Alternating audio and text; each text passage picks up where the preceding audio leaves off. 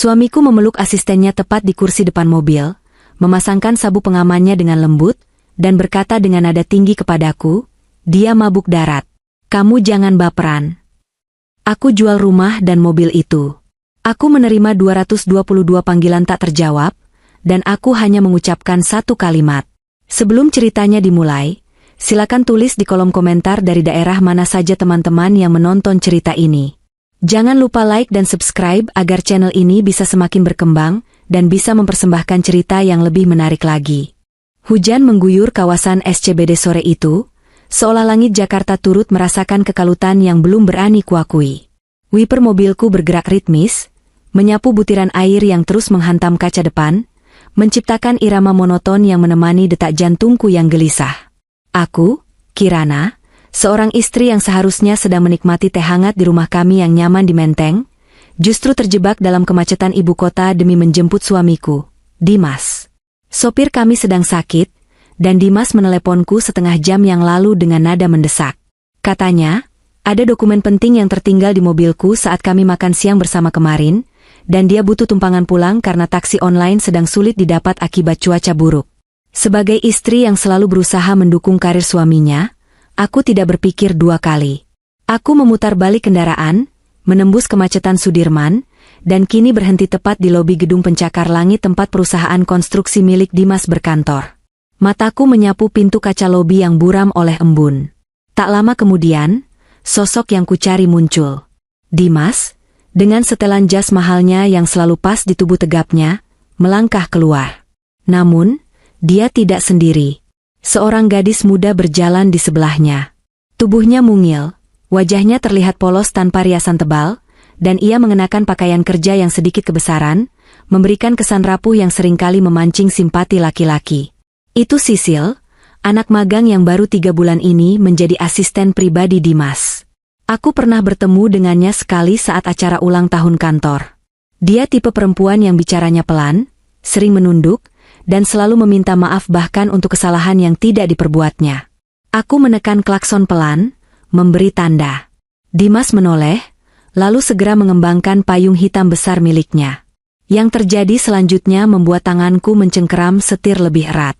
Alih-alih berjalan cepat menuju mobil sendirian, Dimas merangkul bahu Sisil, memayunginya dengan sangat hati-hati agar gadis itu tidak terkena cipratan air, sementara bahu kiri Dimas sendiri basah kuyup terkena hujan.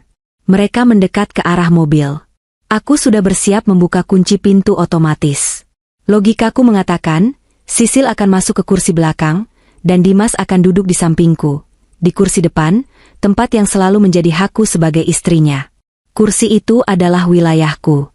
Tempat kami biasa berdiskusi tentang rencana masa depan, tentang renovasi rumah, atau sekadar bergenggaman tangan saat lampu merah. Tapi logikaku salah besar. Dimas membuka pintu depan kiri, pintu penumpang utama. Ia tidak langsung masuk, melainkan menahan pintu itu dan memberi isyarat pada Sisil untuk masuk. Gadis itu tampak ragu sejenak. Matanya menatapku dari balik kaca yang basah.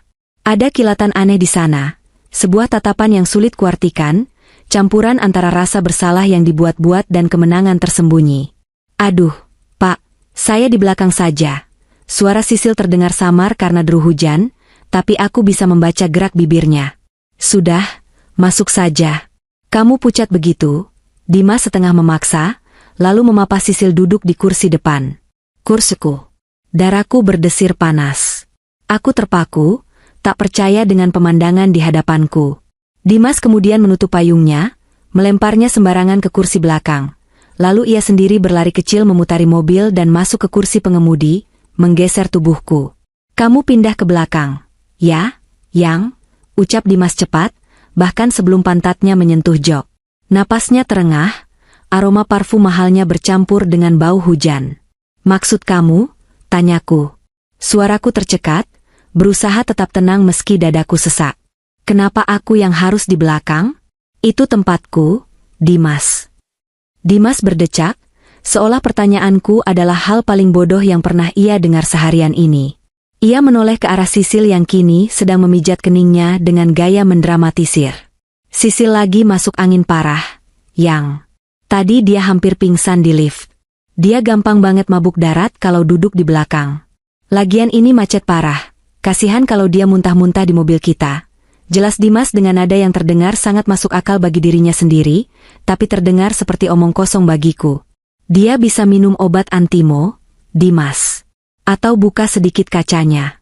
Aku istrimu. Kenapa aku yang harus duduk di belakang seperti sopir taksi kalian? Protesku, kali ini suaraku sedikit meninggi. Harga diriku terusik. Bukan sekadar masalah kursi, tapi tentang bagaimana dia memprioritaskan kenyamanan gadis itu di atas perasaanku, tepat di depan mataku. Dimas melotot. Wajahnya yang tadi cemas berubah menjadi garang. Kamu ini kenapa sih? Cuma masalah kursi doang diperbesar. Jangan lebay deh, Kirana. Masa sama anak magang aja cemburu? Dia ini lagi sakit.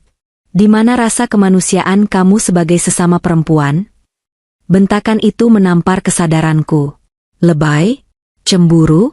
Kata-kata itu meluncur begitu mudah dari mulut laki-laki yang dulu berjanji akan selalu memuliakanku. Aku menatap Sisil. Gadis itu menunduk semakin dalam, bahunya bergetar pelan. Maaf, Bu Kirana. Saya turun saja.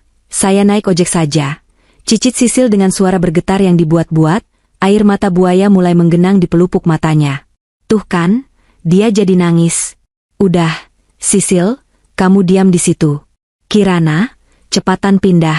Kita bikin macet lobi nih, perintah Dimas, tak sabar. Klakson mobil di belakang kami mulai bersahutan. Satpam gedung sudah melirik-lirik tidak nyaman. Aku menarik napas panjang, menelan gumpalan pahit di tenggorokanku. Aku wanita berpendidikan, wanita karir yang tahu tata krama. Bertengkar di lobi kantor, suami hanya akan mempermalukan diriku sendiri. Dengan gerakan kaku, aku membuka pintu, menerobos hujan yang langsung membasahi blazer sutraku, membuka pintu belakang, dan duduk di sana. Basah, dingin, dan terhina. Dimas tidak peduli aku kebasahan. Ia justru sibuk menarik sabuk pengaman untuk Sisil. Sini saya pasangin. Nanti kejepit kalau pasang sendiri, tangan kamu kan lagi lemas. Ujar Dimas lembut. Nada bicaranya berubah 180 derajat dibandingkan saat membentakku tadi. Klik. Bunyi pengunci sabuk pengaman itu terdengar sangat nyaring di telingaku yang berdengung. Dimas memastikan sabuk itu melintang sempurna di tubuh mungil Sisil. Tangannya, tidak sengaja, menyentuh bahu dan lengan gadis itu agak lama. Mobil mulai melaju menembus kemacetan Jakarta. Di kursi belakang, aku merasa seperti hantu. Tak terlihat, tak dianggap. Aku melihat dari spion tengah. Mata Dimas terus mencuri pandang ke arah Sisil. AC-nya kedinginan enggak? Sil? Saya kecilin ya, tanya Dimas penuh perhatian. Sedikit, Pak. Makasih ya, Pak. Maaf jadi ngerepotin ibu juga. Jawab Sisil, matanya melirik ke spion tengah, menatapku sekilas. Tatapan itu bukan tatapan minta maaf. Itu tatapan mengejek. Sudut bibirnya sedikit rangkat, senyum tipis yang hanya bisa dilihat olehku, namun tersembunyi dari Dimas. Nggak apa-apa, Bu Kirana itu orangnya pengertian kok. Ya kan, Yang? Dimas menjawab mewakili aku, tanpa menoleh sedikit pun ke belakang. Aku tidak menjawab. Aku membuang muka menatap jalanan Jakarta yang basah. Gedung-gedung tinggi yang dulu menjadi saksi perjuangan kami membangun perusahaan dari nol, kini terasa asing. Dulu, akulah yang duduk di depan, memegang peta, memberi semangat saat Dimas lelah menyetir truk material. Dulu, kursi depan itu adalah singgasana ratu yang ia bangun untukku. Malam itu, perjalanan pulang terasa sangat panjang. Sisil sesekali merintih pelan, dan setiap rintihan itu membuat Dimas panik berlebihan. Menawarkan air minum, menawarkan permen, bahkan menawarkan pundaknya untuk bersandar jika Sisil mau. Kalau pusing, sandaran aja, Sil. Anggap aja mobil sendiri, kata Dimas. Aku meremas tas tanganku hingga buku-buku jariku memutih. Anggap saja mobil sendiri. Mobil ini, Mercedes yang nyaman ini, dibeli sebagian besar menggunakan uang tabunganku saat perusahaan Dimas sedang krisis arus kas tahun lalu. Dan sekarang, dia mempersilakan wanita lain menganggapnya milik sendiri. Hujan di luar semakin deras, tapi badai di dalam dadaku jauh lebih dahsyat. Aku diam, merekam setiap detail kejadian ini. Cara Dimas memandangnya, cara Sisil memanipulasi situasi, dan bagaimana posisiku digeser begitu mudahnya ke kursi belakang. Ini bukan sekadar tentang kursi mobil. Ini adalah pergeseran posisi dalam hidup Dimas yang ia lakukan secara terang-terangan, namun ia bungkus dengan alasan kemanusiaan. Saat kami sampai di kosan Sisil di daerah Bendungan Hilir, hujan sudah reda. Dimas turun lagi untuk membukakan pintu bagi Sisil, memastikannya masuk ke dalam gerbang dengan aman. Aku melihat dari balik jendela mobil yang gelap. Mereka berdiri berhadapan sejenak. Sisil menyentuh lengan Dimas, tersenyum manis, lalu melambai. Dimas kembali ke mobil dengan wajah berseri-seri, senyum yang sudah lama tak kulihat saat ia bersamaku. Saat ia duduk kembali di kursi pengemudi dan melihatku masih diam di belakang, senyumnya lenyap. "Kamu kenapa sih diam terus? Masih marah? Dewasa dikit dong, Yang." Kasihan dia itu anak rantau, hidup sendiri di Jakarta, gerutu Dimas sambil menyalakan mesin. "Jalan saja, Dimas. Aku capek," jawabku datar. Dimas mendengus kesal, menginjak gas dengan kasar. Ia tidak tahu, saat itu, di kursi belakang yang gelap, air mataku sudah menetes satu persatu. Bukan air mata kesedihan, melainkan air mata kemarahan yang mulai mengkristal menjadi sebuah keputusan. Hujan di Sudirman hari ini telah mencuci bersih mataku dari segala kenaifan tentang suamiku. 3 hari setelah kejadian di mobil itu, suasana di rumah kami di Menteng terasa hampa. Dinding-dinding marmer yang dingin seolah memantulkan kesunyian yang mencekam antara aku dan Dimas. Kami berbicara seperlunya, hanya tentang tagihan listrik atau jadwal servis AC. Dimas bersikap seolah tidak ada yang salah, bahkan ia terlihat semakin sibuk dengan ponselnya. Sering tersenyum sendiri lalu buru-buru mengubah ekspresi saat aku melintas. Pagi itu, di meja makan, Dimas meletakkan cangkir kopinya dengan sedikit tergesa. Ia sudah rapi dengan pakaian dinas luar kotanya. Koper kecil sudah siap di dekat pintu. "Yang, aku harus ke Surabaya mendadak ya. Ada masalah di proyek jembatan yang di sana. Mungkin 3 hari baru balik," ucapnya sambil mengunyah roti bakar tanpa menatap mataku. "Surabaya?" tanyaku pelan, sambil menuangkan air putih ke gelasnya. "Bukannya proyek Surabaya sudah serah terima bulan lalu? Manajermu bilang semuanya lancar."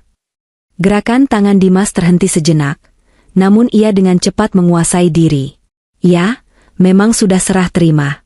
Tapi ada komplain struktur dari klien. Aku harus cek langsung. Kamu tahu kan aku perfeksionis, gak bisa percaya laporan anak buah doang." Alasan itu terdengar logis bagi orang awam, tapi aku mengenal Dimas belasan tahun. Dulu, jika ada masalah proyek, dia akan uring-uringan, stres, dan mengajakku diskusi sampai larut malam. Sekarang, wajahnya cerah, matanya berbinar penuh antisipasi. Tidak ada guratan stres sama sekali. Justru ia terlihat seperti anak kecil yang akan pergi berdharma wisata. "Oke. Hati-hati," jawabku singkat. Dimas berdiri, mengecup keningku sekilas, kecupan yang terasa hambar dan dingin, seperti formalitas belaka. "Jaga rumah ya. Nanti aku kabarin kalau sudah sampai hotel." Mobil jemputan kantor datang, dan Dimas pun pergi. Siangnya, aku berniat pergi ke supermarket untuk belanja bulanan. Biasanya aku menggunakan mobil city car kecil milikku, tapi mobil itu sedang di bengkel. Terpaksa aku menggunakan mobil SUV mewah yang biasa dipakai Dimas, mobil yang sama dengan kejadian di malam hujan itu. Dimas tidak membawanya karena ia bilang naik pesawat dan dijemput tim cabang di Surabaya. Saat aku membuka pintu mobil, aroma itu langsung menyergap hidungku. Bukan aroma kulit jok mobil yang khas, bukan pula aroma pewangi mobil beraroma kopi yang biasa kupasang. Ini adalah aroma manis yang menyengat, campuran bau vanila murahan dan aroma bunga yang terlalu kuat. Bau yang sangat spesifik, mengingatkanku pada parfum-parfum botol kecil yang dijual di kasir minimarket.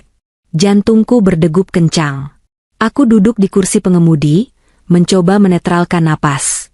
Indra penciuman seorang istri tidak pernah salah. Ini bukan parfumku.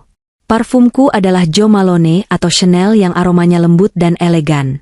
Ini bau yang tertinggal dan menempel kuat di kain jok, seolah pemilik aroma ini telah menghabiskan waktu berjam-jam di dalam mobil ini. Mataku beralih ke kursi penumpang di sebelah kiri. Posisi sandaran kursinya aneh. Biasanya, Sandaran kursi itu tegak karena aku jarang sekali menurunkannya. Tapi sekarang, posisinya direbahkan sangat rendah, hampir seperti posisi tidur. Siapa yang tidur di sini?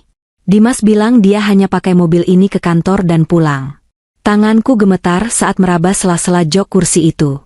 Firasatku menuntun jari-jariku menyusuri lipatan kulit kursi yang dalam. Dan benar saja, jariku menyentuh benda keras yang dingin. Aku menariknya keluar. Sebuah botol kaca kecil berbentuk lonjong dengan sisa cairan berwarna merah muda. Tutupnya hilang. Di labelnya tertulis merek parfum remaja yang sering kulihat di iklan televisi. Sweet Cherry Blossom. Duniaku serasa berputar. Botol ini pasti terjatuh dari tas atau saku seseorang saat mobil berguncang, atau saat posisinya sedang berbaring. Aku tidak jadi berangkat belanja. Aku mematikan mesin mobil, membawa botol parfum itu masuk ke dalam kamar, dan mengunci pintu. Tanganku meraih ponsel. Selama ini aku berusaha percaya. Selama ini aku menepis bisikan-bisikan negatif di kepalaku. Tapi bukti fisik ini tidak bisa dibantah. Aku membuka Instagram. Aku tahu akun utama Sisil. Isinya hanya foto-foto pemandangan, quotes motivasi, dan foto kucing. Sangat polos, sangat aman. Tapi instingku mengatakan ada yang lain. Aku mulai menelusuri daftar, following, Dimas. Tidak ada yang mencurigakan. Lalu aku mencari di daftar, target photos, akun kantor Dimas. Aku menelusuri satu persatu akun karyawan yang sering menandai kantor. Sampai aku menemukan satu akun tanpa nama. Hanya username berupa deretan angka dan huruf acak CSYLBB01. Akun itu dikunci, private. Tapi aku tidak kehabisan akal. Aku punya akun palsu yang dulu kubuat untuk memantau tren bisnis pesaing tanpa ketahuan. Aku mencoba meminta pengikut, request follow, tapi pasti akan lama. Aku butuh cara lain. Aku mencari nama username itu di Google. Terkadang, cache Google Images menyimpan jejak foto yang pernah diposting publik sebelum akun dikunci. Hasilnya nihil. Aku kembali ke Instagram, mencoba mencari lewat lokasi, geotak. Aku ingat Dimas bilang, dinas ke Surabaya. Tapi di mana Sisil? Jika mereka pergi bersama, pasti ada jejaknya. Aku mencari lokasi-lokasi populer di Puncak, Bogor. Kenapa Puncak? Karena parfum itu baunya masih sangat baru, dan posisi jok itu mengindikasikan perjalanan jauh yang santai, bukan perjalanan macet dalam kota. Dan Puncak adalah tempat pelarian favorit orang-orang Jakarta yang ingin bersembunyi. Aku membuka tag lokasi, Villa Mewah Puncak, Hidden Game Puncak, Tea Garden Puncak. Aku men-scroll ratusan foto orang asing. Mataku perih, tapi aku tidak berhenti. 1 jam berlalu. Dan di sanalah aku menemukannya. Bukan di akun Sisil, tapi di akun sebuah kafe kecil yang sedang hits di Puncak. Kafe itu mirepost story pengunjungnya. Story itu baru diunggah 2 jam yang lalu. Fotonya sederhana. Sepasang tangan yang saling menggenggam di atas meja kayu dengan latar belakang kabut pegunungan. Tangan perempuannya mungil dengan kuku yang dicat warna merah muda, warna yang sama dengan cairan parfum di botol tadi. Tapi tangan laki-lakinya, aku mengenali tangan itu di mana saja. Tangan yang kasar namun kokoh, dengan tahi lalat kecil di dekat ibu jari. Dan yang paling menyakitkan adalah jam tangan yang melingkar di pergelangan tangan laki-laki itu. Patek Philippe Nautilus dengan dial biru. Jam tangan seharga ratusan juta yang kuhadiahkan untuk Dimas saat ulang tahun pernikahan kami yang ke-10, 6 bulan lalu. Dimas tidak pernah melepaskannya. Aku memperbesar foto itu. Di sudut meja, terlihat kunci mobil dengan gantungan kulit berlogo perusahaan Dimas. Nama akun yang membuat story itu adalah CSYLBB01. Ada tulisan kecil di bawah foto itu, sebuah caption yang membuat dadaku serasa dihantam palu godam. My boss takes care of me best. Thank you for the getaway, sayang. Bosku merawatku dengan sangat baik. Terima kasih untuk liburannya, sayang. Surabaya. Desisku lirih, air mata jatuh tanpa bisa kutahan lagi. Jadi ini yang dimaksud dinas ke Surabaya? Membawa asisten, mabuk daratnya ke villa di Puncak? Menggunakan mobil yang kubantu cicilannya? Menikmati liburan dengan uang yang mungkin sebagian adalah hasil kerja kerasku juga mengelola keuangan keluarga? Aku merasa mual. Bayangan Dimas memapa Sisil di lobi kantor kemarin berputar kembali. Dia rapuh, kata Dimas. Dia sakit, kata Dimas. Ternyata sakitnya hanya bisa disembuhkan dengan liburan di puncak dan bermesraan dengan suami orang. Aku melempar ponselku ke kasur. Aku berjalan ke arah cermin besar di lemari pakaian. Aku melihat bayangan diriku sendiri. Kirana, 35 tahun. Masih cantik, masih terawat, tapi mataku terlihat lelah. Aku ingat bagaimana aku rela menunda punya anak demi menemani Dimas merintis usaha. Aku ingat bagaimana aku menjual perhiasan warisan ibu untuk modal awal proyek pertamanya. Bodoh, rutuku pada bayangan di cermin. Kamu bodoh, Kirana. Tapi air mataku perlahan berhenti. Rasa sedih yang mendalam berganti menjadi dingin yang menusuk tulang. Rasa sakit hati ini perlahan membeku menjadi sebuah tekad. Aku mengambil kembali ponselku. Aku tidak akan menelepon Dimas. Aku tidak akan melabraknya sekarang. Itu terlalu mudah bagi mereka. Kalau aku marah sekarang, Dimas hanya akan berkelit, bilang itu salah paham, atau paling parah, dia akan menyalahkanku karena memata-matai privasinya. Tidak. Aku tidak akan bermain dengan cara kasar. Aku menatap foto tangan mereka sekali lagi, lalu menekan tombol screenshot. Nikmati liburanmu, Dimas. Nikmati selagi bisa, gumamku pelan. Karena saat kamu pulang nanti, kamu tidak akan menemukan istri bodoh yang sama lagi. Aku membuka laptopku. Langkah pertama, cek saldo tabungan, cek aset-aset yang atas namaku, dan hubungi pengacara. Hari ini, di kamar yang sunyi ini, Kirana yang lama telah mati. Dan Kirana yang baru, yang tidak akan memberikan ampun, baru saja lahir. Duduk di hadapan Pak Haris, pengacara keluarga yang sudah kuanggap seperti paman sendiri, aku berusaha untuk tidak terlihat menyedihkan. Ruangan kantornya yang berpendingin udara terasa sangat dingin, atau mungkin itu hanya darahku yang berhenti mengalir hangat. Kamu yakin dengan keputusan ini, Kirana? Tanya Pak Haris, kacamatanya melorot sedikit di hidung mancungnya.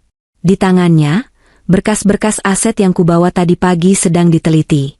Ini langkah besar.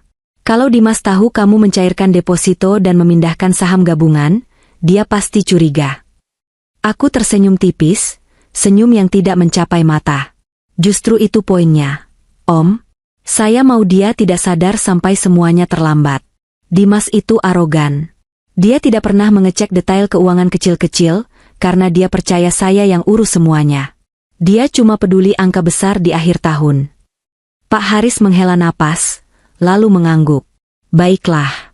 Secara hukum, saham gabungan di perusahaan induk yang kalian bangun berdua memang memiliki klausul joint tenancy with right of survivorship.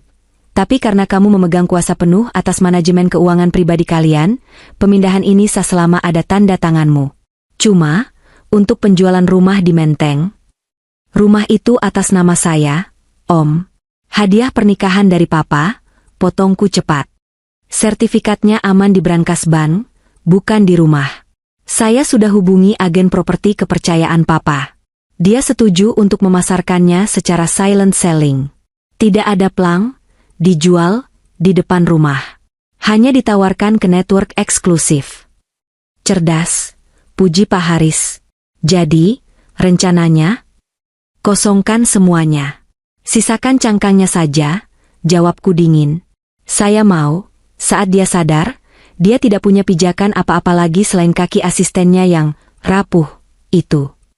Keluar dari kantor pengacara, aku langsung menuju bank. Proses pencairan aset pribadi tidak memakan waktu lama, karena aku nasabah prioritas. Uang hasil pencairan deposito, reksadana, dan tabungan pribadi, yang selama ini kusisihkan dari gaji kerjaku sendiri sebelum menikah dan hasil investasi warisan ibu. Semuanya kupindahkan ke rekening baru di bank asing yang tidak diketahui Dimas. Langkahku ringan saat keluar dari bank. Rasanya seperti membuang beban bertonton dari pundakku. Sore harinya, Dimas pulang dari Dinas Surabaya. Wajahnya segar, kulitnya sedikit lebih gelap. Mungkin karena matahari puncak, bukan matahari proyek. Ia membawa oleh-oleh bandeng presto. Lucu sekali, ia benar-benar niat mampir beli oleh-oleh khas Surabaya di suatu tempat di Jakarta, atau memesannya online hanya untuk menutupi kebohongannya. Capek banget, Yang, keluhnya saat menjatuhkan diri di sofa ruang tengah. Proyeknya bikin pusing. Kliennya rewel. Aku datang dari dapur membawa segelas air dingin. Wajahku datar. Tidak ada senyum sambutan hangat seperti biasa. Minum dulu, ujarku singkat. Dimas meneguk air itu sampai habis. Makasih. Oh ya, kamu masak apa?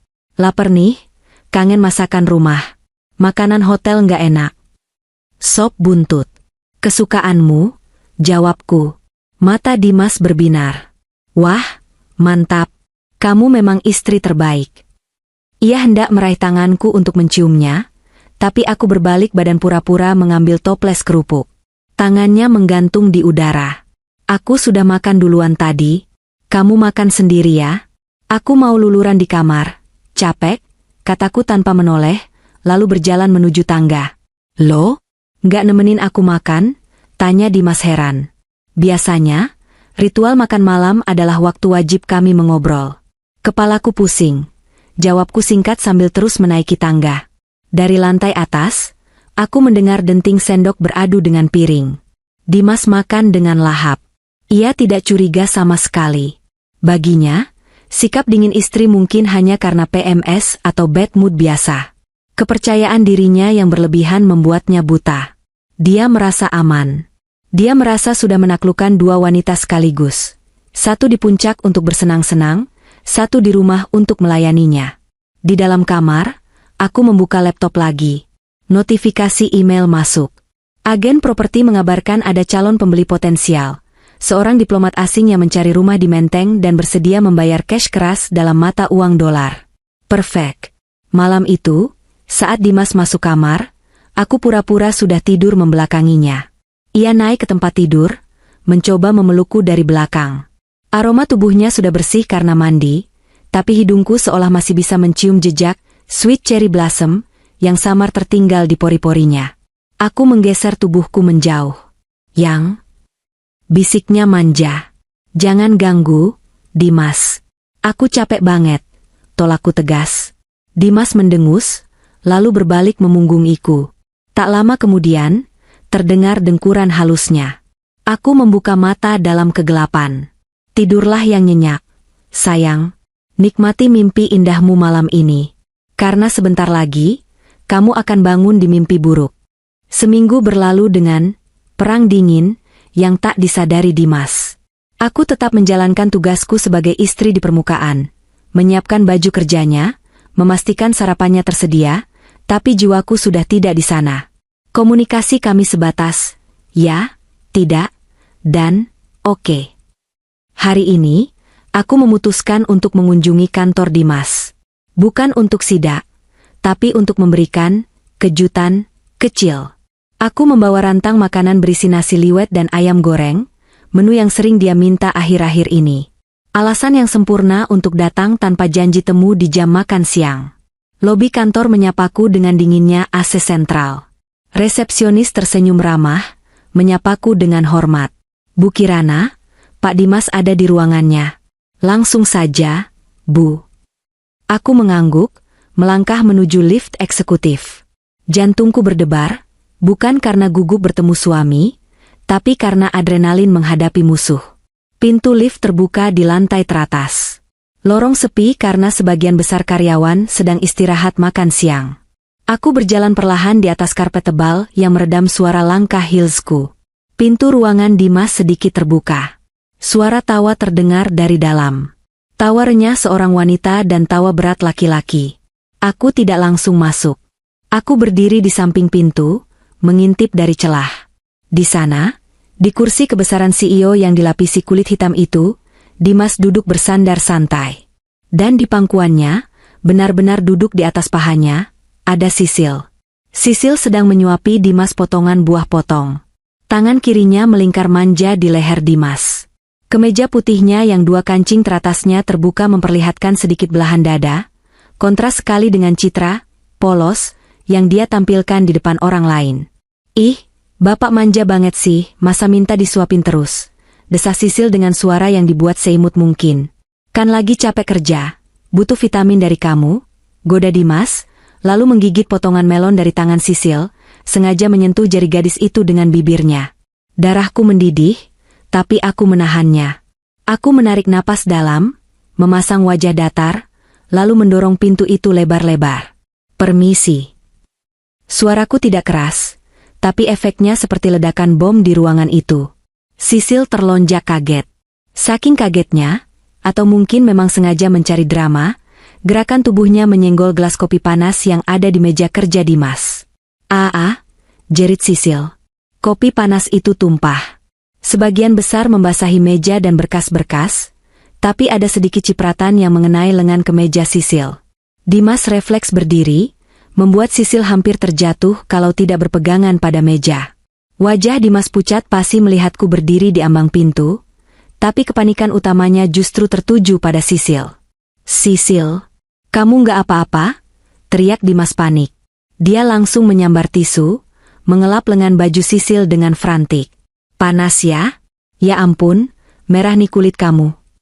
Aku masih berdiri di sana, memegang rantang makanan. Pemandangan di depanku sungguh absurd. Suamiku lebih panik mengurusi cipratan kopi di tangan selingkuhannya, daripada menyadari istrinya, memergoki mereka berzinah di kantor. Aku melangkah masuk, meletakkan rantang dengan bunyi brak yang keras di meja tamu.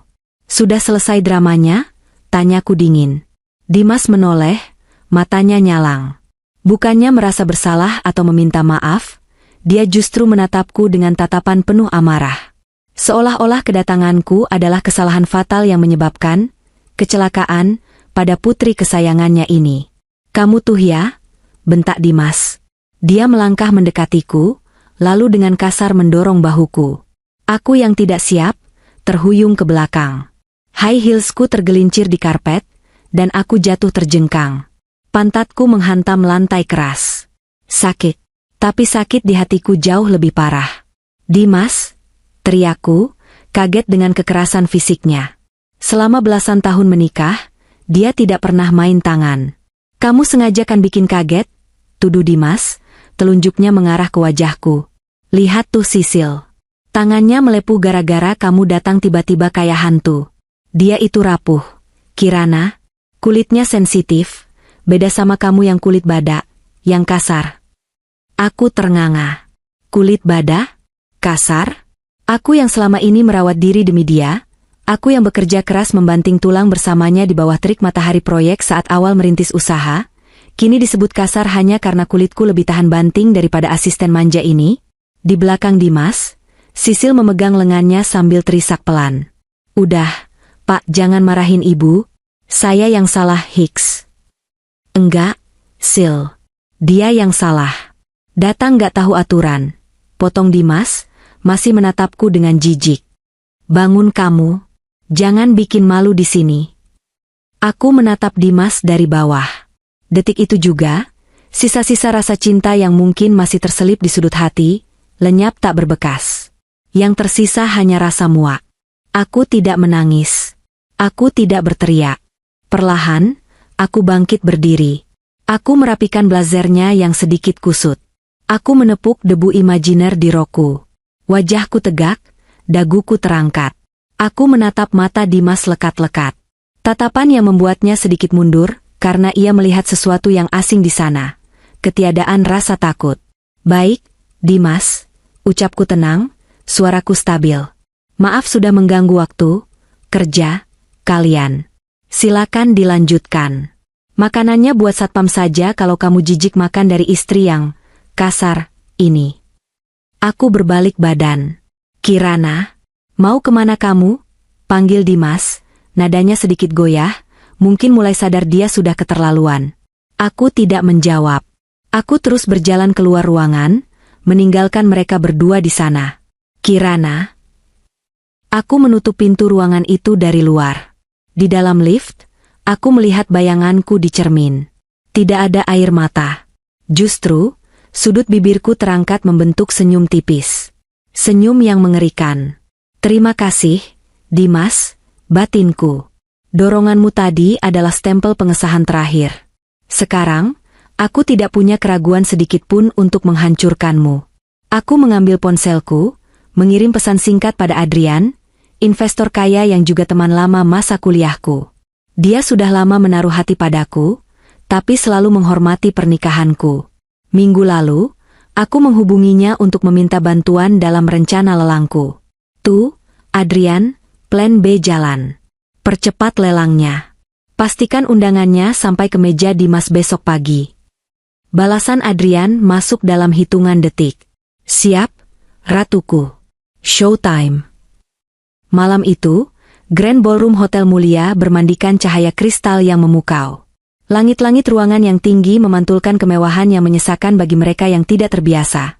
Namun bagiku, malam ini adalah panggung sandiwara terakhir yang kusiapkan dengan sangat teliti.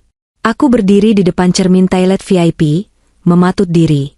Gaun hitam backless berbahan velvet membalut tubuhku dengan sempurna, kontras dengan kulitku yang cerah. Rambutku disanggul modern, menyisakan beberapa helai yang jatuh membingkai wajah. Riasanku tajam, dengan lipstik merah marun yang menyeratkan keberanian. Tidak ada lagi Kirana si istri penurut yang memakai daster di rumah menunggu suami pulang. Malam ini, aku adalah Kirana sang eksekutor.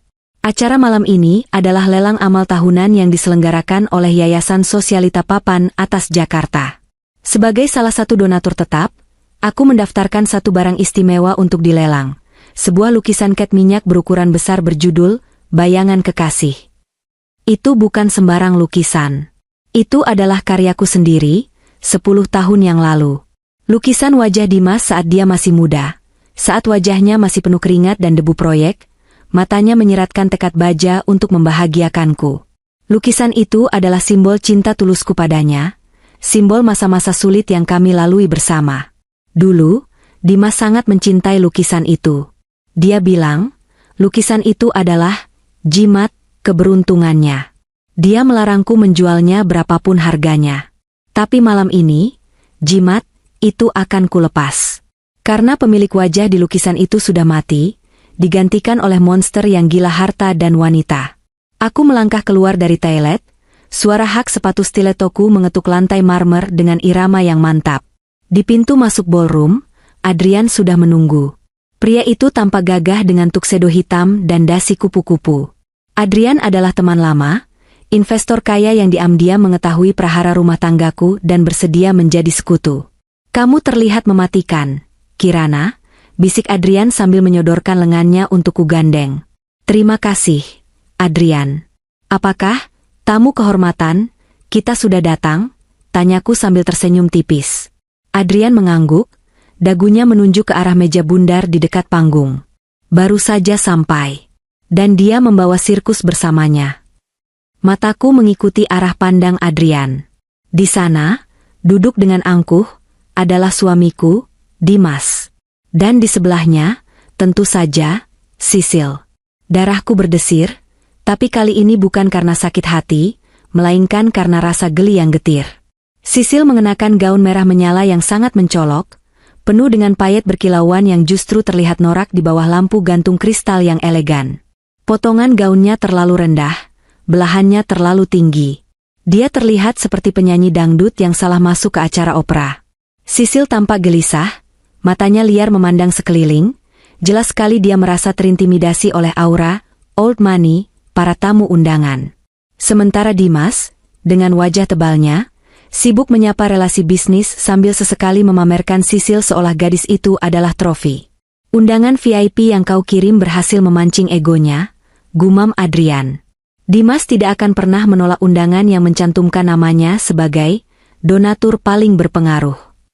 Dia gila hormat, jawabku. Kami berjalan menuju meja kami yang letaknya berseberangan dengan meja Dimas. Saat Dimas melihatku, matanya membelalak. Gelas wine di tangannya hampir tumpah. Dia menatapku dari ujung kaki sampai ujung kepala, seolah tak mengenali wanita anggun yang menggandeng pria lain ini, adalah istrinya yang kemarin dia dorong sampai jatuh.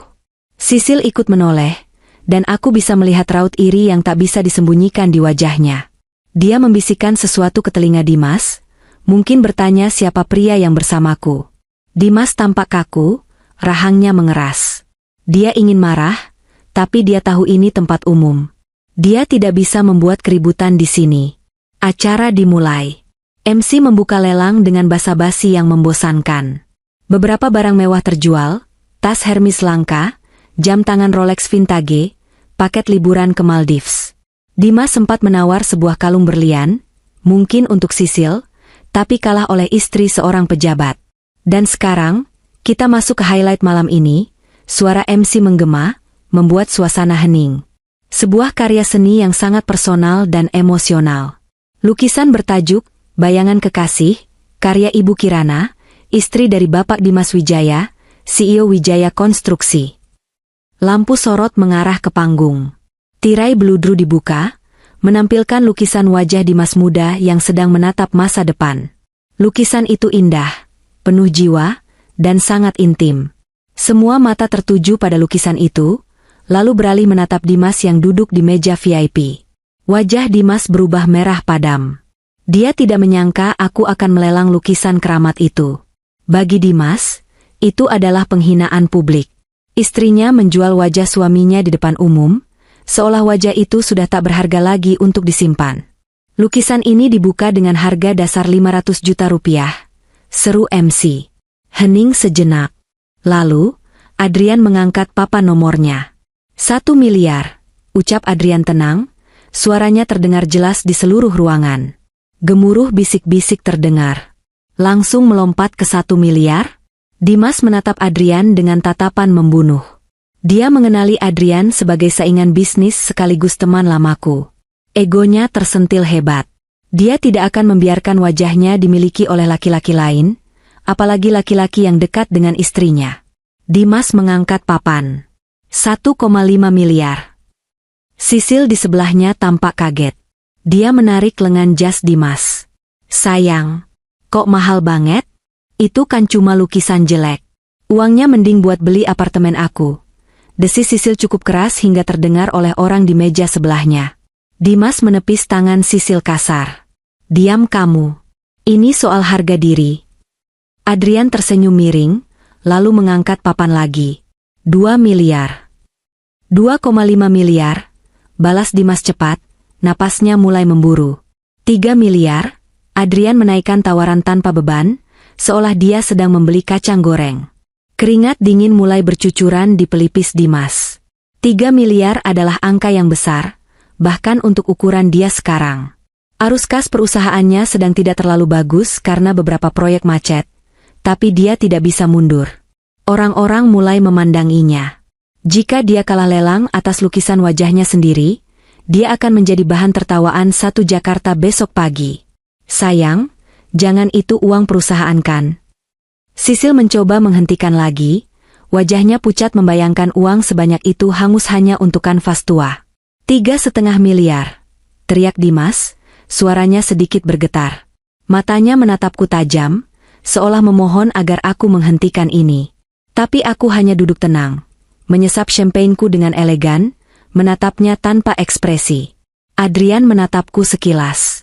Aku memberi kode anggukan kecil. Naikkan lagi. 4,5 miliar, kata Adrian datar. Ruangan itu meledak dengan tepuk tangan dan seruan kagum. Harga yang fantastis untuk sebuah lukisan kontemporer lokal. Dimas gemetar. Wajahnya pucat pasi. 4,5 miliar. Itu setara dengan keuntungan bersih proyek jembatan terakhirnya. Tapi dia melihat senyum kemenangan di wajah Adrian. Dia melihat tatapan dingin di mataku. Dia merasa dipojokkan. Dengan tangan gemetar dan napas tersengal, Dimas berdiri. Dia mengangkat papannya tinggi-tinggi. 5 miliar rupiah, teriaknya parau. Hening. Sunyi senyap. Semua orang menahan napas. MC menatap Adrian. Ada penawaran lain? 5 miliar 1 kali. 5 miliar 2 kali. Adrian meletakkan papannya di meja, lalu memberikan tepuk tangan pelan ke arah Dimas. Sebuah gestur, silakan ambil. Terjual. Kepada Bapak Dimas Wijaya seharga 5 miliar rupiah. Palu diketuk. Tok. Suara ketukan palu itu terdengar seperti musik terindah di telingaku. Tepuk tangan membahana memenuhi ballroom. Dimas terduduk lemas di kursinya, seolah seluruh tenaganya tersedot habis. Dia menang, tapi wajahnya seperti orang yang baru saja kalah perang.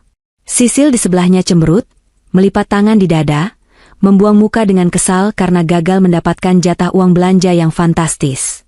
Dimas tidak tahu bahwa sebagai pemilik barang lelang, uang 5 miliar itu, setelah dipotong komisi yayasan dan pajak, akan masuk ke rekeningku. Aku berdiri, menghampiri meja Dimas bersama Adrian. Dimas mendongak, matanya merah. Puas kamu? Desis Dimas.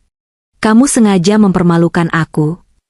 Aku tersenyum manis, senyum yang sangat palsu. Mempermalukan? Justru aku mengangkat derajatmu, Mas. Lihat, semua orang bertepuk tangan karena kau begitu mencintai istrimu sampai rela membeli kembali kenangan kita seharga 5 miliar. Romantis sekali. Uangnya. Suara Dimas tercekat. Uangnya buat kamu kan? Tentu saja. Anggap saja itu pesangon. Atau mungkin pengembalian modal yang kupinjamkan 10 tahun lalu beserta bunganya, bisikku tepat di telinganya. Maksud kamu apa? Dimas bingung. Selamat menikmati lukisan itu, Dimas.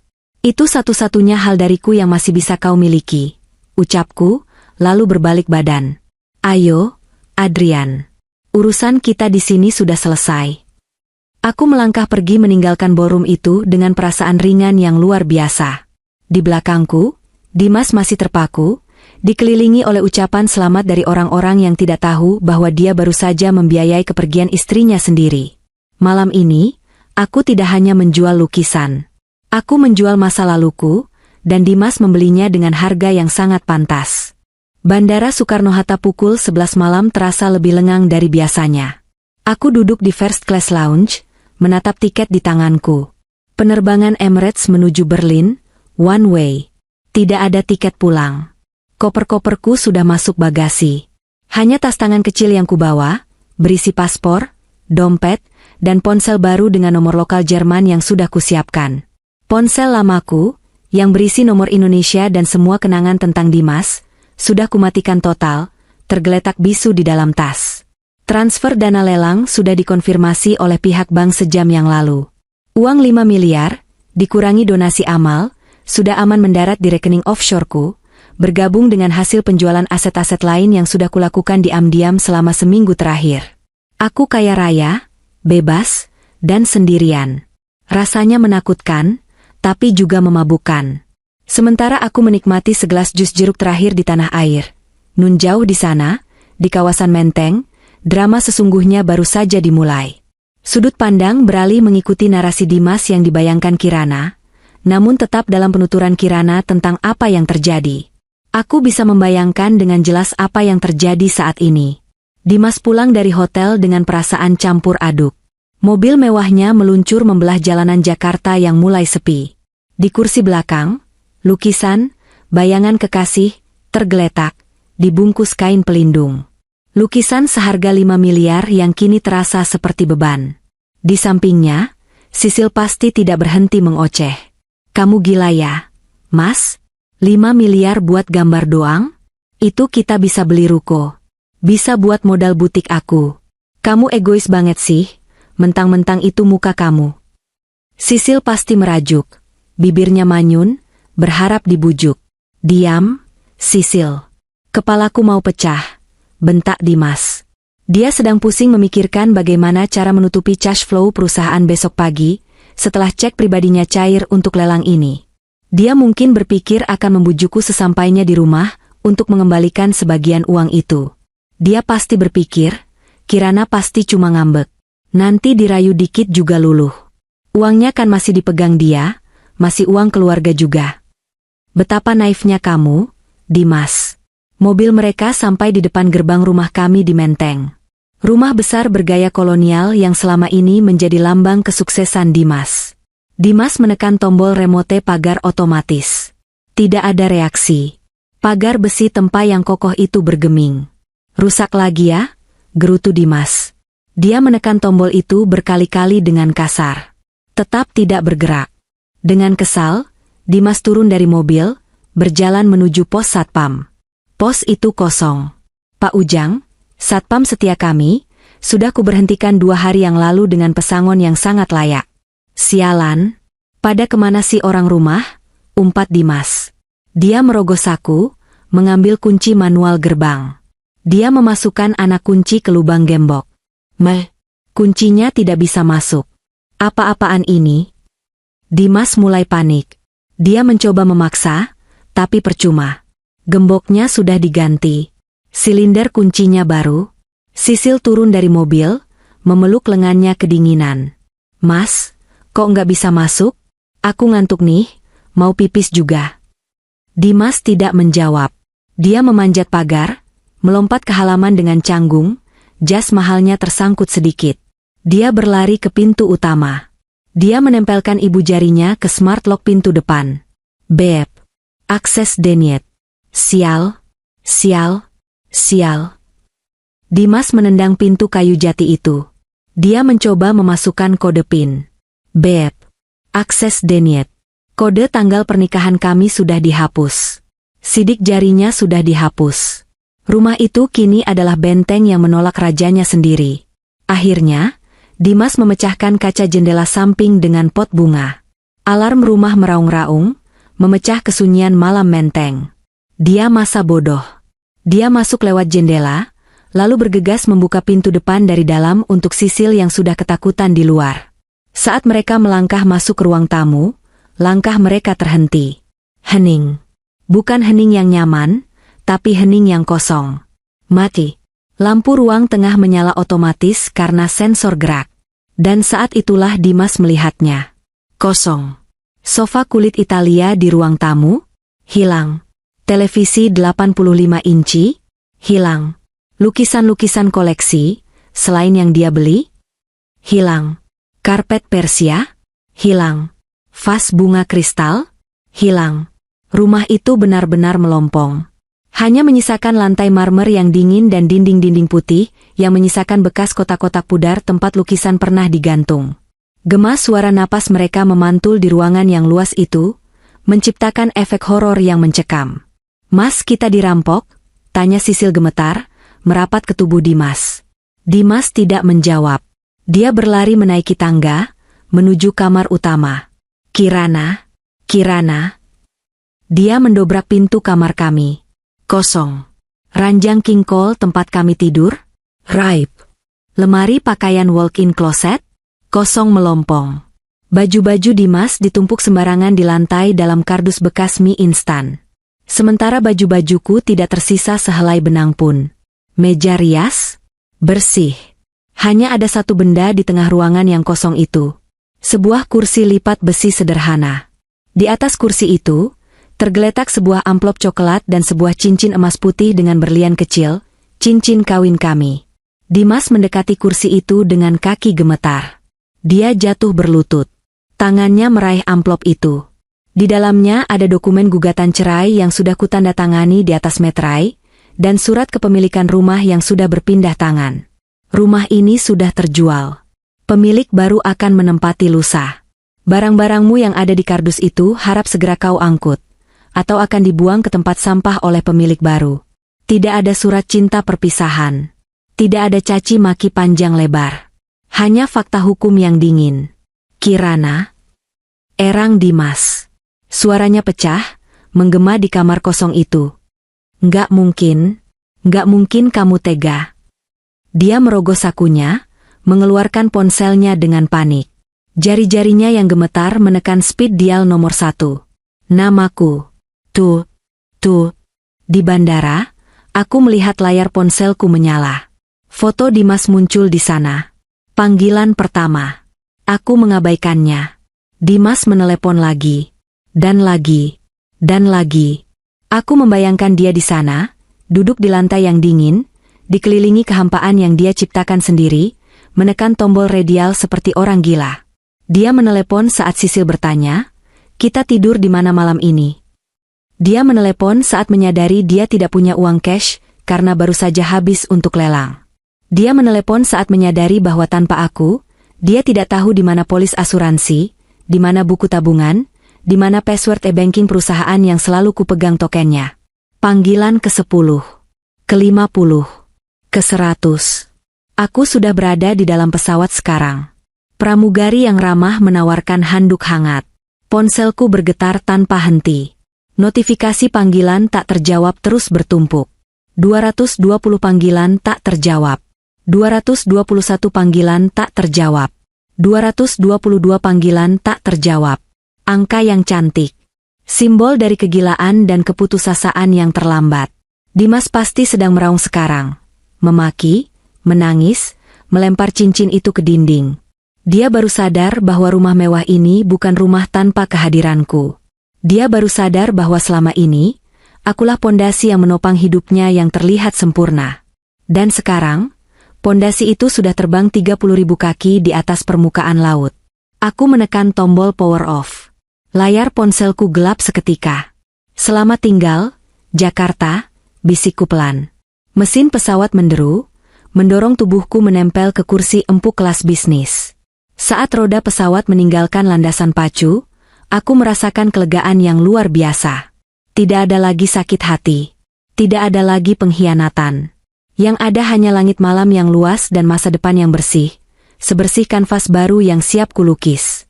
Kirana yang lama tertinggal di rumah kosong di Menteng. Kirana yang baru sedang menuju Eropa, menjemput kebahagiaan yang tertunda. Dan Dimas?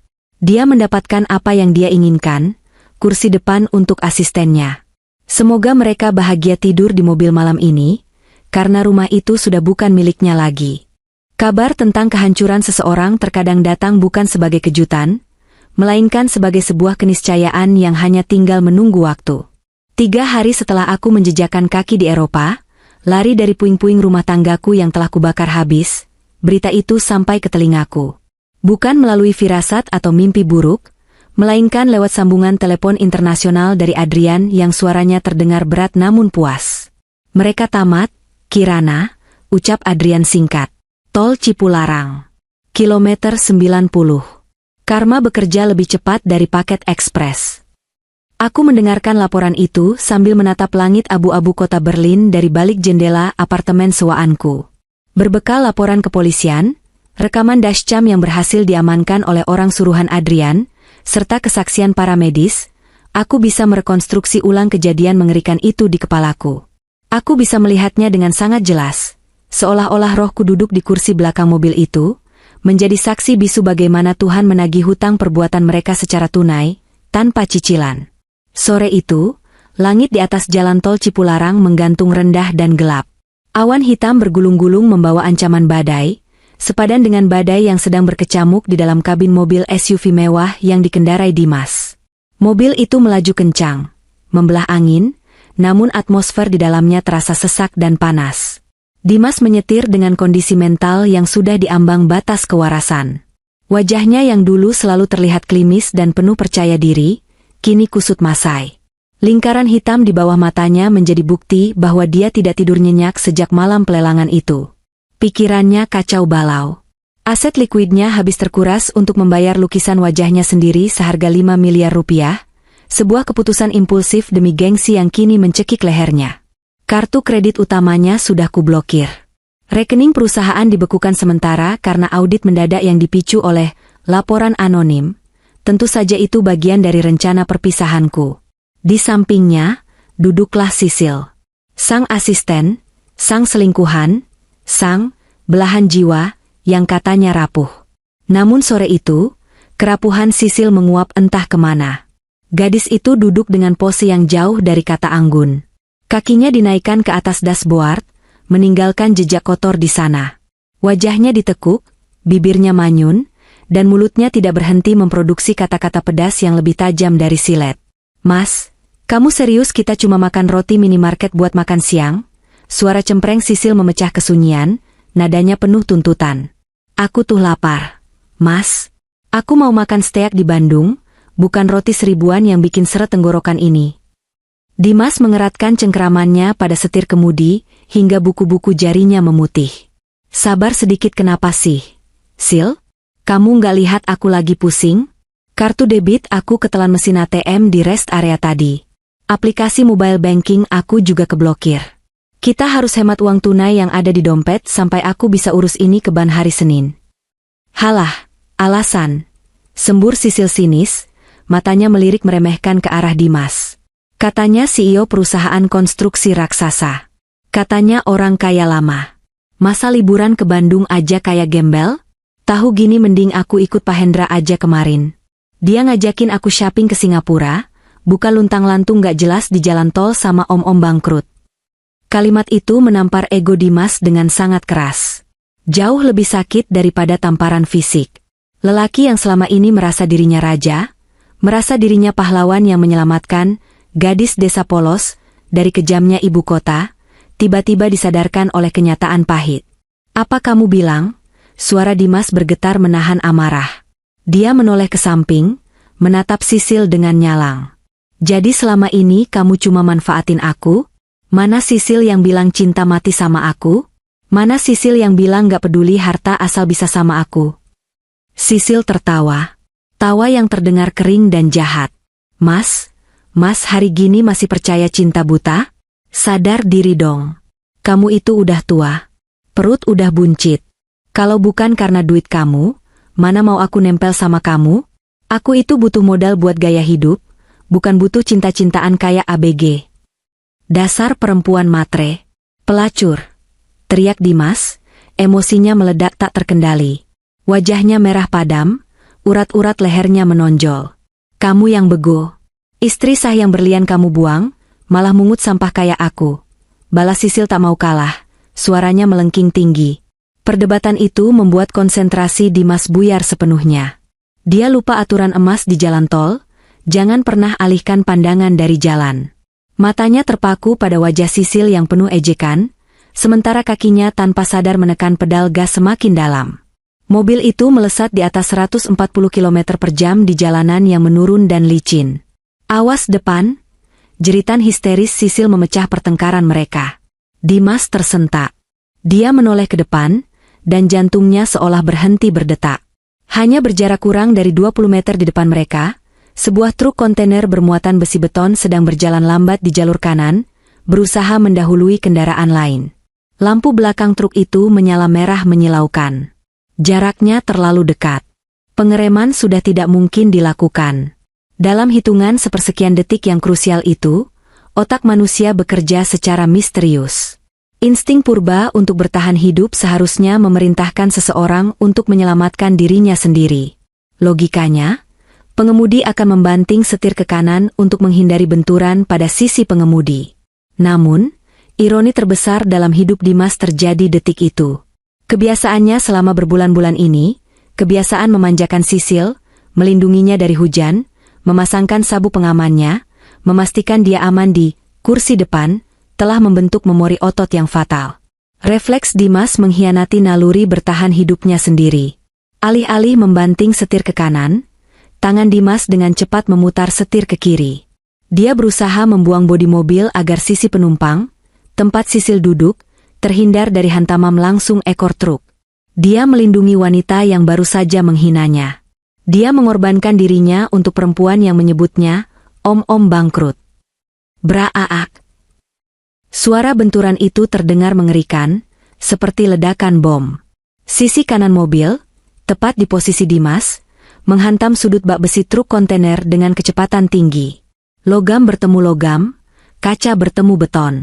Mobil SUV itu terpental, berputar liar di udara seperti mainan yang dilempar anak kecil yang sedang tantrum, lalu menghantam pembatas jalan beton dengan keras.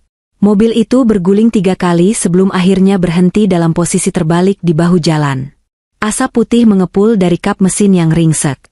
Pecahan kaca berhamburan di aspal basah seperti berlian kematian. Klakson mobil terus berbunyi panjang tanpa henti, sebuah nada monoton yang menandakan adanya tubuh yang menekan setir kemudi dengan kaku. Dunia Dimas gelap seketika. Sunyi. Beberapa jam kemudian, pemandangan berpindah ke sebuah bangsal unit gawat darurat di rumah sakit daerah Purwakarta. Bau antiseptik yang tajam dan suara roda berangkar yang berdecit memenuhi lorong. Di salah satu bilik yang tertutup tirai, Sisil duduk di tepi ranjang perawatan. Dia tampak berantakan, rambutnya kusut, dan ada perban kecil di pelipis serta lecet-lecet di lengannya. Namun, secara ajaib, dia selamat tanpa cedera serius. Sistem keamanan mobil mahal itu, airbag sisi penumpang, dan tentu saja pengorbanan refleks Dimas, telah melindunginya dengan sempurna. Tapi tidak ada setetes pun air mata di wajahnya. Tidak ada raut trauma kehilangan orang terkasih. Yang ada hanya kecemasan gelisah. Bukan cemas akan nyawa Dimas, melainkan cemas akan nasib dompetnya sendiri. Seorang perawat tua menghampiri Sisil, membawa kantong plastik bening yang disegel. Wajah perawat itu tampak prihatin. "Mbak, ini barang-barang pribadi Pak Dimas yang berhasil diamankan polisi dari saku celana dan sekitar kursi pengemudi. Karena Mbak satu-satunya kerabat yang ada di sini dan mengaku sebagai tunangannya, tolong disimpannya. Identitas beliau juga ada di dalamnya." Sisil menerima kantong itu dengan tangan gemetar. Bukan gemetar karena sedih, tapi karena antusias. "Terima kasih, Sus. Bagaimana kondisi Pak Dimas?" tanyanya basa-basi, memasang wajah sedih yang terlatih. Perawat itu menghela napas panjang. "Berat, Mbak. Bapak mengalami cedera tulang belakang yang sangat parah karena benturan langsung. Paru-parunya juga tertusuk patahan rusuk. Dokter bilang, kemungkinan besar beliau akan lumpuh total dari pinggang ke bawah jika berhasil sadar. Sekarang beliau masih koma di ICU. Mbak yang sabar ya, harus kuat mendampingi." "Lumpuh?" beo Sisil pelan. Matanya berkedip.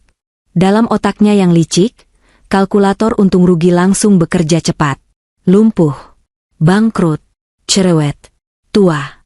Begitu perawat pergi, Sisil tidak membuang waktu. Dia merobek segel plastik itu. Dia mengeluarkan dompet kulit buaya milik Dimas yang sedikit bernoda darah. Dia membukanya dengan rakus.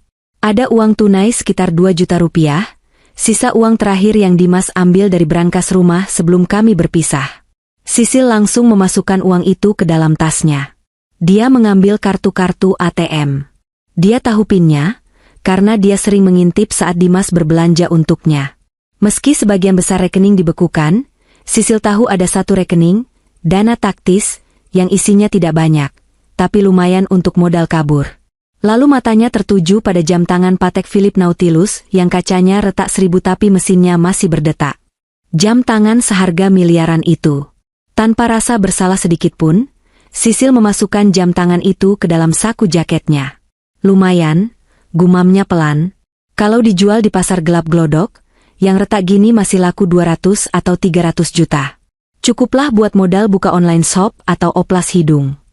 Sisil turun dari ranjang. Dia merapikan pakaiannya. Dia berjalan mengendap-endap menuju ruang ICU, mengintip dari balik kaca tebal. Di dalam sana, tubuh Dimas terbaring tak berdaya. Penuh selang, penuh kabel, penuh perban. Bunyi mesin bip-bip-bip menjadi satu-satunya tanda kehidupan. Lelaki yang dulu gagah, yang dulu membentak istri sahnya demi membela selingkuhan yang mabuk darat, kini tak lebih dari seonggok daging yang rusak. Sisil menempelkan telapak tangannya ke kaca. Senyum miring tersungging di bibirnya. "Sorry ya, bos," bisiknya, suaranya terdengar kejam di lorong yang sunyi itu. "Gue bukan suster, gue juga bukan istri lo yang bego itu. Gue nggak main sama cowok cacat yang udah nggak punya duit. Anggap aja ini semua bayaran lembur gue selama melayani lo." Sisil menarik napas lega. "Makasih udah nyelamatan gue tadi. Itu hal paling berguna yang pernah lo lakuin buat gue." Tanpa menoleh lagi, Sisil berbalik badan. Dia melangkah cepat meninggalkan area rumah sakit, keluar menuju parkiran, memesan taksi online, dan menghilang di telan kegelapan malam. Dia pergi membawa sisa harta terakhir Dimas, meninggalkan lelaki itu bertarung nyawa sendirian. Tanpa istri, tanpa selingkuhan, tanpa harta, dan kini, tanpa kaki. Di Berlin, aku meletakkan cangkir kopiku.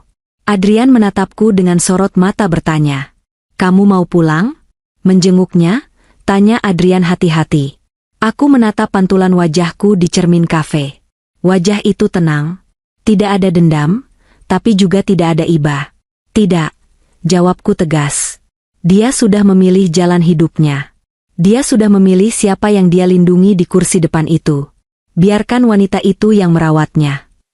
Tapi wanita itu sudah kabur. "Kirana." "Dimas sendirian," ujar Adrian mengingatkan.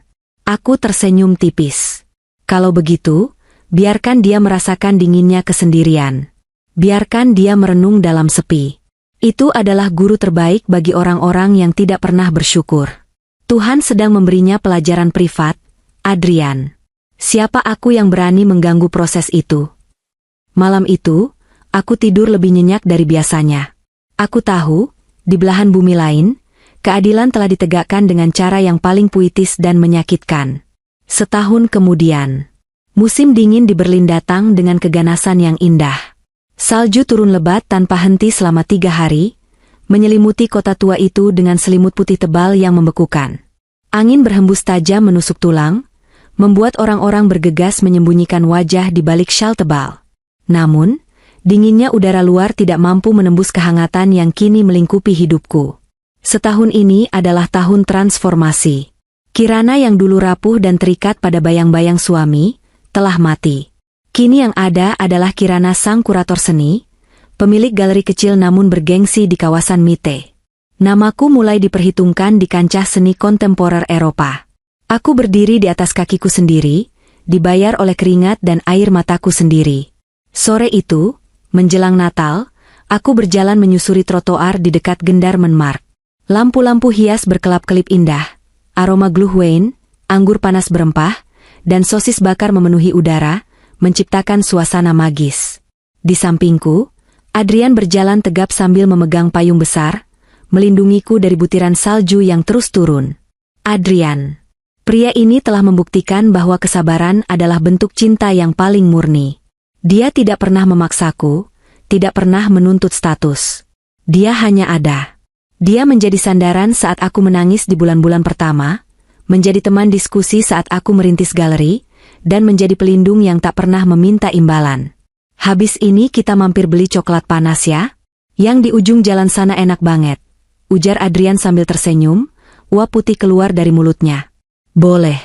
Aku butuh gula setelah seharian kurasi lukisan abstrak yang bikin pusing. Jawabku ringan. Kami tertawa kecil, menikmati kebersamaan yang hangat ini. Namun, tawa itu perlahan memudar saat langkah kami terhenti di dekat pintu masuk stasiun Uban. Di sana, di sudut yang sedikit terlindung dari angin namun tetap dingin, ada sosok yang meringkuk di atas kardus bekas. Pemandangan gelandangan di kota besar Eropa mungkin hal biasa, tapi ada sesuatu dari sosok ini yang membuat langkahku terpaku. Intuisiku berteriak keras, mengirimkan sinyal bahaya sekaligus pengenalan yang menyakitkan. Sosok itu mengenakan jaket musim dingin yang sudah kumal, robek di beberapa bagian, terlalu tipis untuk suhu -5 derajat. Dia memakai topi kupluk yang ditarik rendah menutupi sebagian wajahnya. Di sampingnya, tergeletak sepasang tongkat penyangga kaki yang terbuat dari aluminium murahan dan sudah berkarat. Sebuah kaleng bekas minuman diletakkan di depannya, berisi beberapa koin sen yang menyedihkan. Laki-laki itu mendongak saat melihat sepatu boots kulit mahalku berhenti tepat di depan kardusnya. Matanya bertemu dengan mataku, dan dunia seakan berhenti berputar sejenak. Ya Tuhan, wajah itu, wajah yang dulu bersih terawat, yang selalu dipuji tampan oleh kolega bisnisnya, kini hancur. Ada bekas luka parut panjang yang melintang jelek di pipi kirinya, stempel permanen dari pecahan kaca jendela mobil di Cipularang. Matanya cekung, dalam, dan keruh, dikelilingi lingkaran hitam yang menyeratkan kurang tidur dan penderitaan berkepanjangan. Bibirnya pecah-pecah membiru. Dia kurus, sangat kurus, seolah daging di tubuhnya telah dimakan oleh penyesalan. Itu Dimas. Mantan suamiku. Mantan CEO yang dulu angkuh. Mantan pria yang melempar uang 5 miliar demi gengsi, kini mengemis recehan di trotoar Berlin. Mata Dimas melebar. Pupilnya membesar mengenali sosokku. Ada keterkejutan, rasa malu, namun sedetik kemudian berubah menjadi harapan yang menyala-nyala. Kirana? Suaranya parau, serak dan pecah seperti gesekan amplas kasar. Dia terbatuk keras, tubuhnya terguncang hebat. Dia berusaha berdiri. Tangannya yang gemetar kurus meraih tongkat penyangganya. Gerakannya susah payah, menyeret satu kakinya yang kaku dan bengkok, sementara kaki lainnya tampak mengecil. Dia nyaris terpeleset di atas lapisan es tipis, tapi Adrian, dengan refleks kemanusiaan yang ironis, menahan bahunya agar tidak jatuh. Pria yang dulu dihina Dimas dan dikalahkan dalam lelang, kini menjadi orang yang menolongnya berdiri. Dimas, sapaku. Suaraku datar. Tidak ada getaran emosi. Tidak ada amarah yang meledak. Tidak ada tangis kerinduan. Hatiku tenang seperti permukaan danau yang membeku. Kirana, ya Allah, akhirnya aku menemukanmu. Dimas mulai menangis. Air matanya meleleh membasahi pipi kotornya. Aku mencari kemana-mana, Kirana. Aku menghabiskan sisa uang santunan kecelakaan cuma buat tiket ke sini, buat melacak kamu. Aku tahu kamu di sini dari majalah seni bekas yang aku temu di Jakarta. Dia mencoba melangkah mendekat, aroma tubuhnya yang apek bercampur alkohol murah menusuk hidungku. Adrian dengan sigap pasang badan, melindungiku dengan sopan namun tegas. Dimas berhenti. Dia menatap Adrian dengan tatapan iri yang menyedihkan, lalu kembali menatapku dengan memelas. Kirana, tolong aku, lihat aku, Yang. Dia merengek, nada bicaranya mengingatkanku pada nada manipulatif yang dulu sering dia pakai, tapi kali ini terdengar sangat putus asa. Aku hancur. Sisil, perempuan setan itu bawa lari semuanya. Dompetku, jam tanganku, uangku, dia tinggalin aku kayak sampah di rumah sakit. Orang tuaku malu, mereka nggak mau terima anak cacat. Teman-teman bisnisku semua buang muka. Dimas menjatuhkan tongkatnya, lalu bersimpuh di atas salju yang dingin. Dia mengatupkan kedua tangannya memohon. Cuma kamu istriku yang paling baik. Maafin aku, Kirana. Aku hilaf. Aku janji bakal berubah. Aku sadar sekarang, cuma kamu yang tulus mencintai aku, bukan karena harta. Kita pernah bahagia 10 tahun kan? Masa itu nggak ada artinya buat kamu? Tolong, bawa aku pulang. Aku rela jadi pembantu kamu, asal jangan biarkan aku mati kedinginan di sini. Aku menatapnya lurus-lurus. Mendengar kata-katanya, aku merasa seperti menonton adegan film yang naskahnya ditulis dengan buruk. Dia tidak berubah. Dia sama sekali tidak berubah. Dia mencariku bukan karena dia mencintaiku. Dia mencariku karena dia butuh inang baru. Dia parasit yang kehilangan inang, dan kini berusaha menempel kembali pada inang lama yang sudah sembuh. Dia bicara tentang 10 tahun kebersamaan, 10 tahun yang dia hianati demi wanita yang dia dudukan di kursi depan. Kamu bukan suamiku lagi, Dimas, ucapku dingin, memotong racauannya. Kita sudah resmi bercerai setahun yang lalu. Dokumennya sudah dikirim ke alamat orang tuamu. Itu cuma kertas. Di mata Tuhan kita masih suami istri, bantah Dimas histeris. Dia mencoba meraih ujung mantelku dengan tangan kotornya. Aku mundur selangkah. Orang-orang yang lewat mulai memperhatikan kami. Pemandangan seorang pengemis cacat yang menangis di kaki wanita elegan berbalut mantel bulu tentu menarik perhatian. Tapi aku tidak peduli. Rasa malu itu sudah mati setahun yang lalu di lobi kantor SCBD, saat dia menyuruhku duduk di belakang seperti sopir taksi. Hati nurani kamu di mana, Kirana? Aku cacat. Aku sakit. Teriaknya lagi, mencoba memanipulasi rasa ibaku. Aku menatap Adrian, lalu kembali menatap Dimas yang berlutut di salju. Dulu, aku mungkin akan luluh. Dulu, aku akan ikut menangis, memapahnya, membawanya ke dokter, dan merawatnya sampai sembuh. Dulu, aku adalah Kirana yang bodoh. Tapi sekarang, aku tidak merasakan kebencian. Aneh sekali, aku kira aku akan marah, ingin meludahi wajahnya, atau menertawakan kondisinya.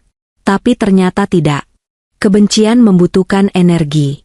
Kebencian berarti aku masih menyimpan rasa, masih peduli pada apa yang dia lakukan.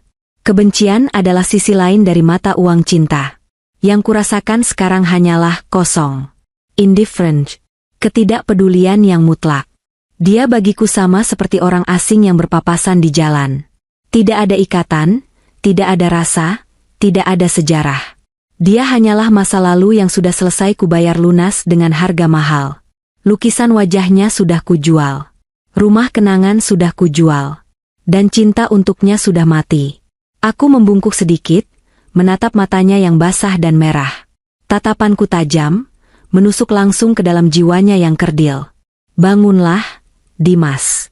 Jangan permalukan dirimu lebih jauh lagi, ucapku tenang. Wajah Dimas berbinar sesaat, mengira aku memberinya kesempatan. Kamu maafin aku kan? Kita bisa mulai lagi kan? Aku janji. Aku menggeleng pelan, tersenyum tipis, senyum perpisahan yang abadi dan mematikan.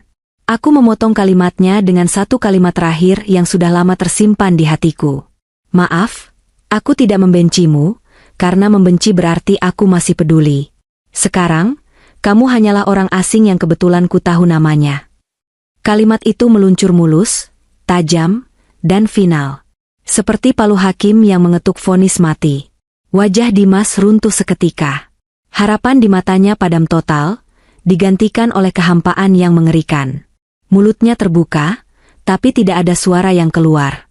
Dia menyadari bahwa hukuman terberat bukanlah kemiskinan, bukan kecacatan, dan bukan pengkhianatan sisil.